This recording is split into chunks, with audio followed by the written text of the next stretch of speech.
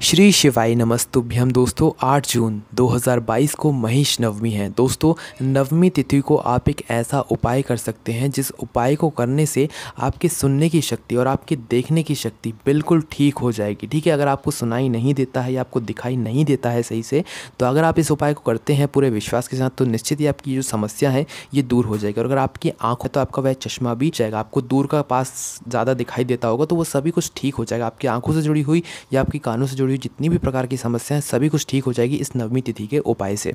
करना क्या है, उपाय को ध्यान से सुनिए। दोस्तों आपको नव उपाय को करना है। क्या करना है, सबसे पहले आपको एक पीपल का पत्ता लाना है। पीपल का कौन सा पत्ता लाना है, कोमल पत्ता आता है वो कोमल का पत्ता लाना है, मतलब कोमल पत्ता लाना है जो कि पीपल के पेड़ में नया नया उगा हुआ। ठीक है, एक कड़क पत्ता होता है वो कड़क पत्ता आपको नहीं लेकर आना है।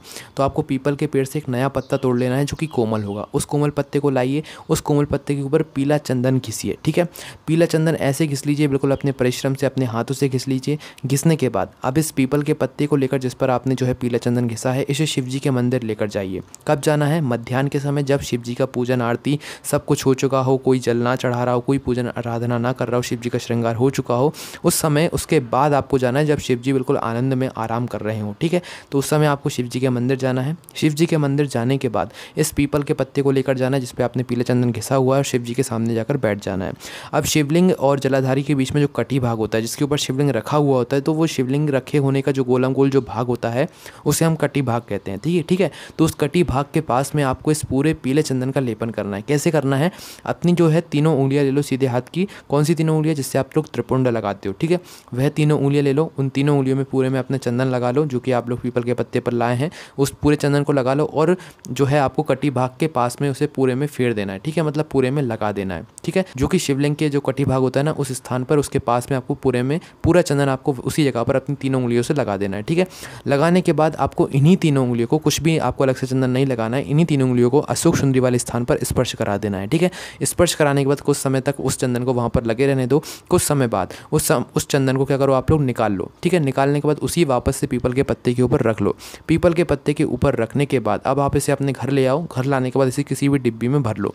डिब्बी में भरने के बाद अब इस नवमी तिथि का यह उपाय आपको 20 से 22 दिनों तक करना है। ठीक है, जिससे कि आपकी सुनने की शक्ति और जो है देखने की शक्ति अच्छी हो जाएगी। ठीक है, करना क्या है, आपको इस पीले चंदन को जो है हर दिन अपने तीनों उंगलियों में लेना है, जिससे आप त्रिपुंड लगाते हो। उन तीनों उंगलियों से क्या करना है, आपको अपने पीछे के गले वाला जो हिस्सा होता है ना, आपका जो पीछे का जो गले का हिस्सा होता है, उस स्थान से लेकर आपकी जो आगे की जो ठुड्डी होती है उस ठुड्डी तक आपको क्या करना है, अपनी इन्हीं तीनों उंगलियों से उस चंदन को थोड़ा फेर लेना है। ठीक है, दोनों साइड आपको यह काम करना है। दोनों साइड फेर लो। फेरने के बाद एक बार ही फेरना है, कोई ज़्यादा बार नहीं फेरना है। ठीक है, एक बार फेरने के बाद उसके बाद आपको क्या करना है, एक जो है रुद्राक्ष का जल आपको जो है यहाँ पर रखना है। रुद्राक्ष डाल देना है एक जल में, उसे रखे रहने देना है कुछ समय तक। कुछ समय रखे रहने के बाद इस जल को जो है आपको शिवलिंग के ऊपर समर्पित करके आना है। समर्पित करने के बाद इस जल को जो है वापस आपको जलाधारी से झील कर लाना है और इस जल का आपको प्रतिदिन आचमन करना है इस काम को करने के बाद। ठीक है, अपने गले के हिस्से से लेकर जो है ठुड्डी तक जो है इस चंदन को लगाने के बाद आपको इस जल का आचमन करना है। शिवलिंग के ऊपर चढ़ाकर इस जल का आचमन करना है। ठीक है, इसको उपाय को करने से निश्चित ही आपको 20-22 दिनों में ही आपको अंतर देखने को मिल जाएगा। आपकी सुनने की शक्ति है, आपकी देखने की शक्ति सभी कुछ ठीक हो जाएगी।